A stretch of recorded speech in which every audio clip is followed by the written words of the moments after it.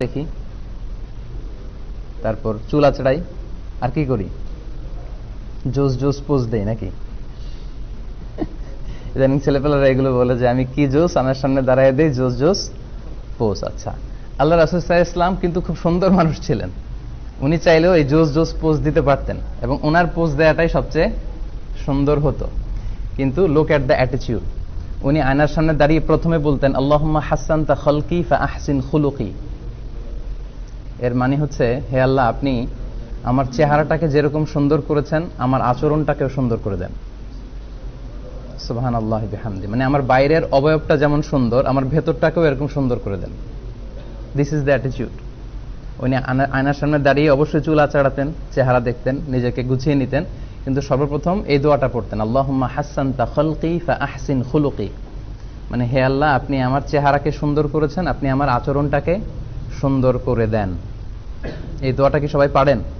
আসেন এই দোয়াটা সবাই একটু পড়ি। আল্লাহুম্মা হাসসানতা খালকি ফাআহসিন খুলুকি।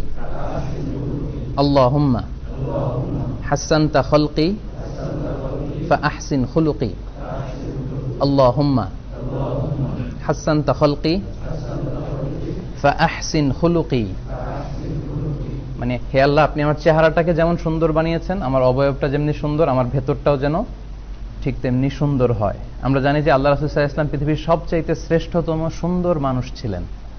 আল্লাহ রাসূলের চেয়ে সুন্দর কি কেউ ছিল পৃথিবীতে? অনেকে বলে যে সাইয়েদনা ইউসুফ আলাইহিস সালাম উনি অনেক সুন্দর ছিলেন। এটা ঠিক, উনি অনেক সুন্দর ছিলেন, কিন্তু আল্লাহ রাসূলের চেয়ে বেশি সুন্দর ছিলেন না।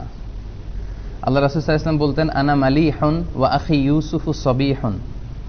আরবিতে লবণকে আরবিতে কি বলে বলেন তো? মিলহুন। মিলহুন মানে লবণ। মিলহুন থেকে মালিহ, মালিহ মানে লাবণ্যময়। আল্লাহ রাসূল বলতেন আনা মালিহুন, আমি লাবণ্যময় সুন্দর, ওয়া আখি ইউসুফু সাবিহুন, আর আমার ভাই ইউসুফ হচ্ছে সাদা সুন্দর। ধবধবে সাদা সুন্দর ছিলেন ইউসুফ আলাইহিস সালাম, আর আল্লাহ রাসূল সাল্লাল্লাহু আলাইহি ওয়াসাল্লাম লাবণ্যময় সুন্দর ছিলেন। এদিকে সাদা সুন্দর, এদিকে লাবণ্যময় সুন্দর, কোনটাকে বেশি ভালো লাগবে? নিশ্চয়ই লাবণ্যময় সুন্দরকে ভালো লাগবে। আল্লাহ রাসূল ওই সৌন্দর্যটা পেয়েছিলেন।